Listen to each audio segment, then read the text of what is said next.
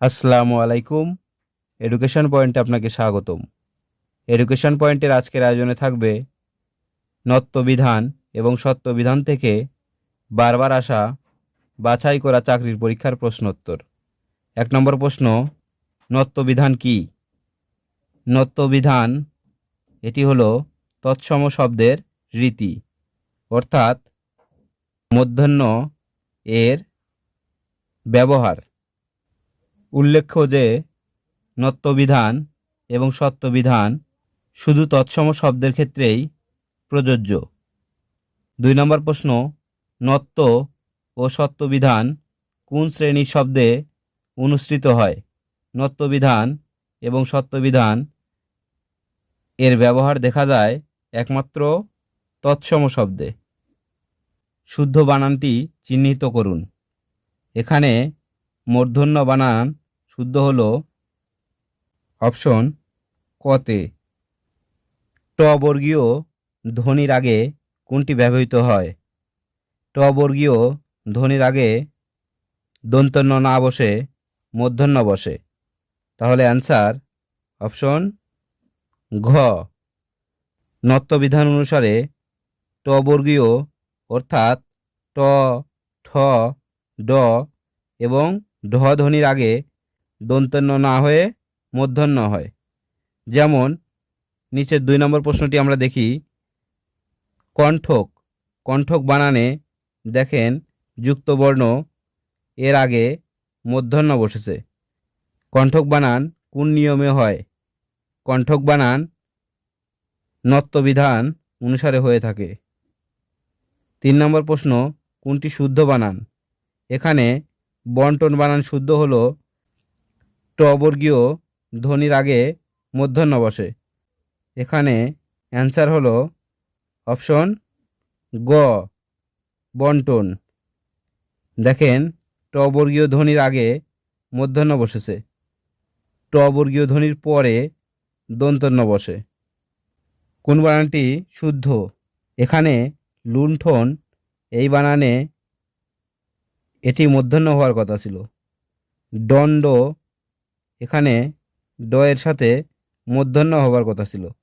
কণ্ঠক ট এর আগে মূর্ধন্য হবার কথা ছিল, কিন্তু স্পন্দন বানান এটি সঠিক। রি, র, প্যাটকাটা মধ্যে স এরপর সাধারণত কোনটি বসে?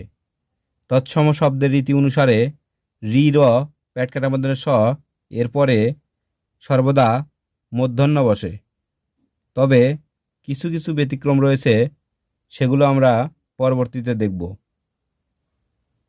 কোন দুটি বর্ণের পর মূর্ধন্য ও প্যাটকাটা মধ্যে স হয়? রি এবং র এর পরে সর্বদা মূর্ধন্য এবং প্যাটকাটা মধ্যে স হয়ে থাকে।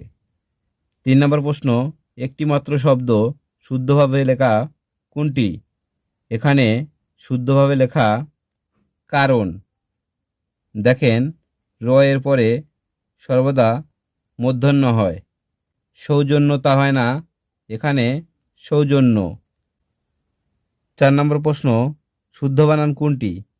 বিভীষণ বানান শুদ্ধ হলো অপশন গতে, কেননা প্রথম রস্বীকারের পর দীর্ঘিকার হয় এবং প্যাটকাটার মধ্যে স এরপরে মূর্ধন্য হয়।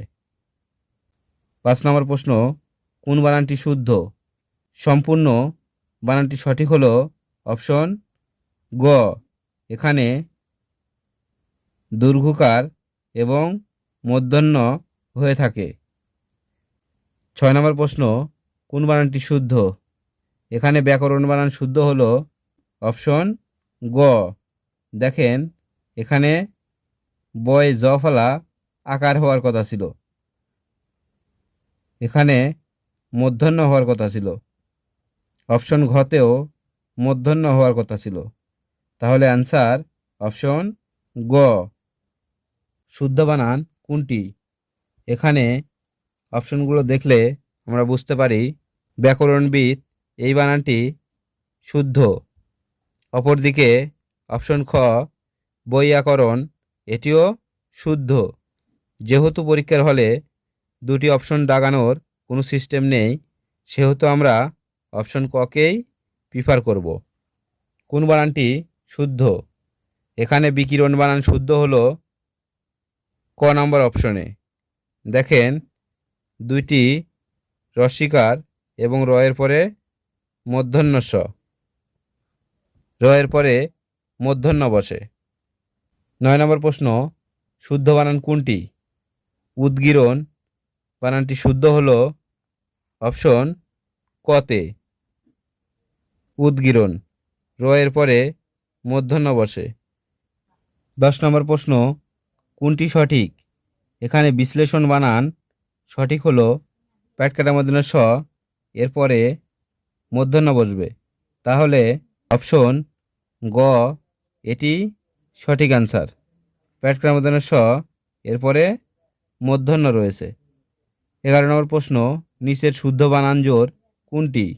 নিচের শুদ্ধ বানান জোড় দেখেন, রয়ের পরে মূর্ধন্য এবং রয়ের পরে মূর্ধন্য, অর্থাৎ বিকিরণ এবং সমীরণ, এই দুইটি বানান শুদ্ধ রয়েছে।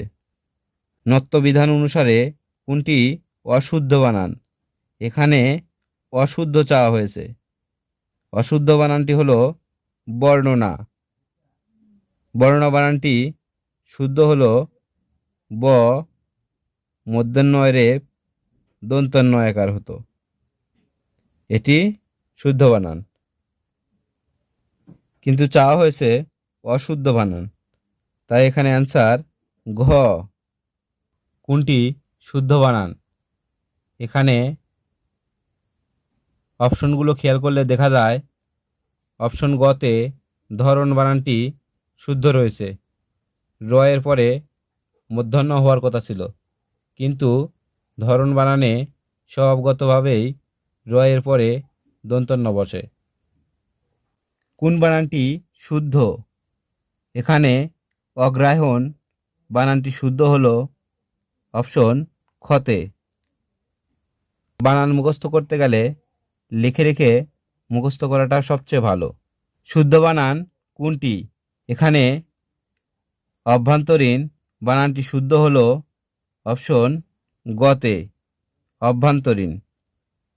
কোন বানানটি শুদ্ধ? এখানে ক্ষীণজীবী বানানটি শুদ্ধ হলো অপশন ঘতে।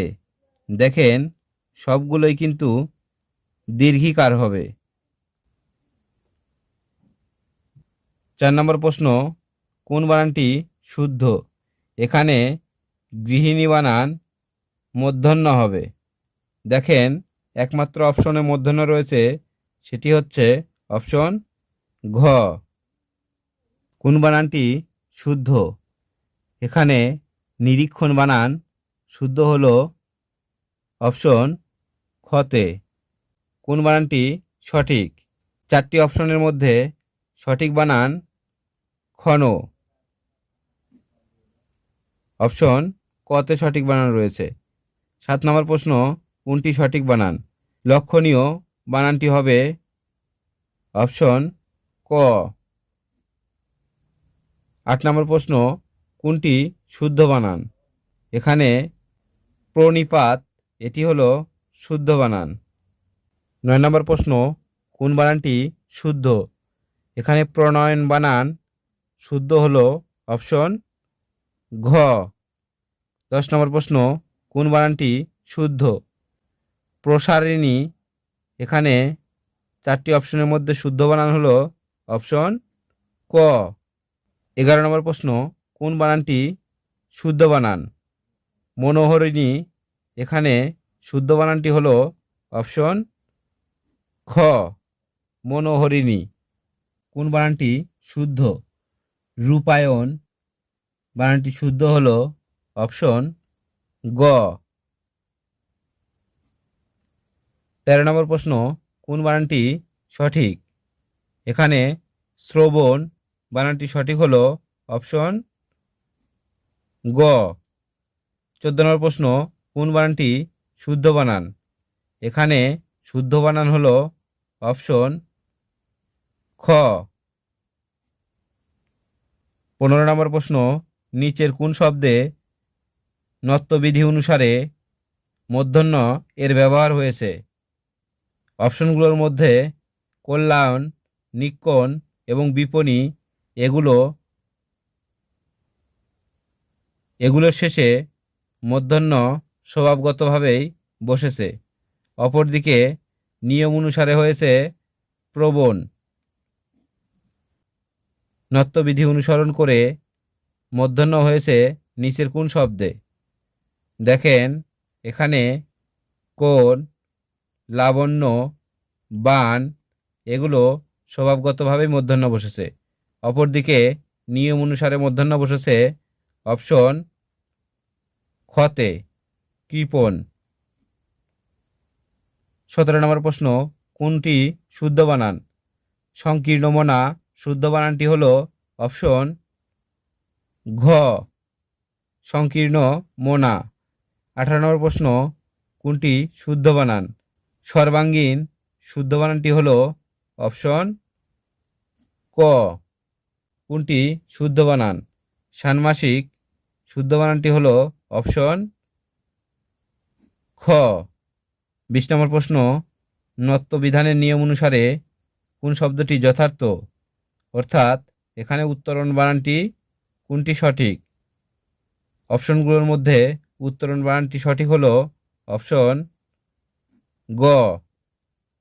নিচের কোনটিতে নত্যবিধান লঙ্ঘিত হয়েছে? নত্যবিধান লঙ্ঘিত হয়েছে অপশন ঘতে, পরিবহন। 22 নম্বর প্রশ্ন, শুদ্ধ বানান কোনটি? এখানে অপরাহ্ন বানানটি শুদ্ধ হলো অপশন খ। আজ এ পর্যন্তই। আশা করি সম্পূর্ণ ভিডিওটি দেখলে ইনশাআল্লাহ উপকৃত হবেন। প্রত্যেকটি প্রশ্ন কোনো না কোনো এক্সামে এসেছে, সুতরাং প্রশ্নগুলো অত্যন্ত গুরুত্বপূর্ণ। আসসালামু আলাইকুম।